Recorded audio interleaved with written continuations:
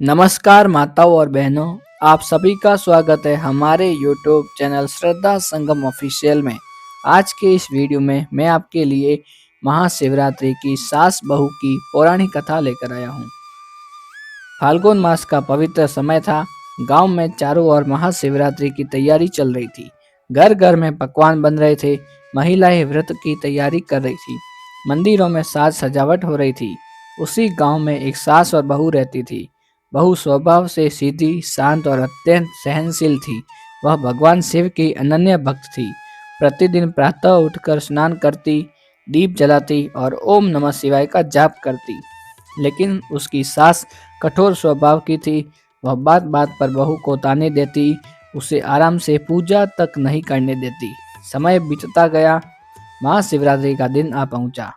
बहू ने निश्चय किया कि वह आज निर्जला व्रत रखेगी। उसने स्नान किया, स्वच्छ वस्त्र पहने, माथे पर भस्म और चंदन लगाया और मन ही मन प्रार्थना की, हे भोलेनाथ, आज आपका पावन व्रत है, मुझे आपकी पूजा का अवसर मिले। गांव की स्त्रियां सज धज कर मंदिर जा रही थी। कोई दूध ले जा रही थी, कोई जल और कोई बेलपत्र। बहू भी थाली सजाकर सास के पास पहुंची और हाथ जोड़कर बोली, माताजी, आज महाशिवरात्रि है, मैं मंदिर जाकर शिवलिंग पर जल चढ़ाऊं।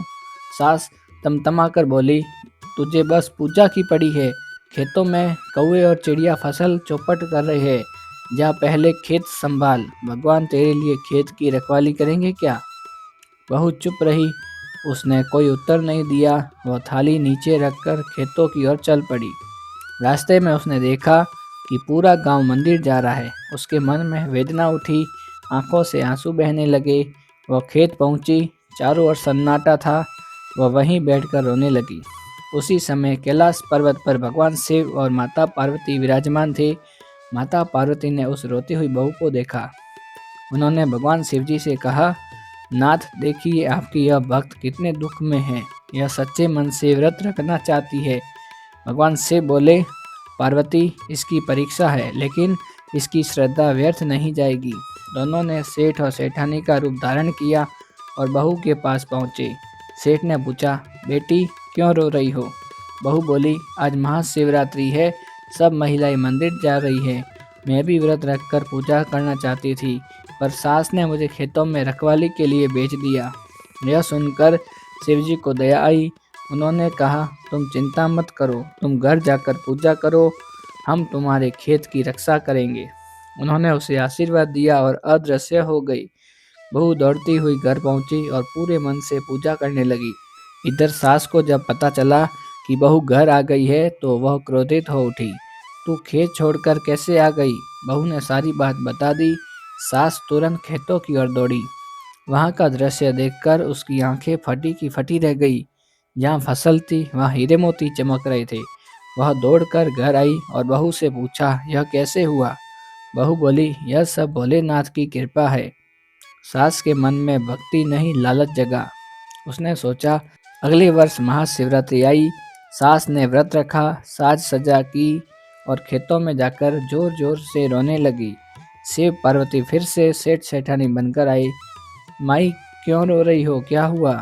सास बोली, मेरी बहू मुझे सताती है, आज मुझे खेत भेज दिया है। शिवजी बोले, घर जाओ, सब आपको मिल जाएगा। जैसे ही वह घर पहुंची, उसके शरीर पर फफोले पड़ गई। वह पीड़ा से चिल्लाने लगी। तभी शिव पार्वती प्रकट हुए। तूने व्रत लालच से किया, तेरी बहू ने श्रद्धा से किया। फल श्रद्धा को मिलता है, लालच को नहीं। सास रोने लगी, प्रभु मुझे क्षमा करें। बहू ने भी कहा, प्रभु मेरी सास को क्षमा कर दे। भोलेनाथ ने सास को स्वस्थ कर दिया। उस दिन से दोनों सच्चे मन से भक्ति करने लगी। बोलो हर हर महादेव।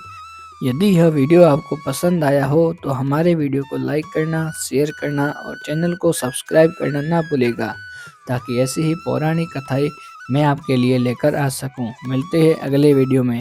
तब तक के लिए आपका दिन शुभ रहे। जय श्री कृष्णा, राधे राधे। और कमेंट बॉक्स में हर हर महादेव अवश्य लिखें।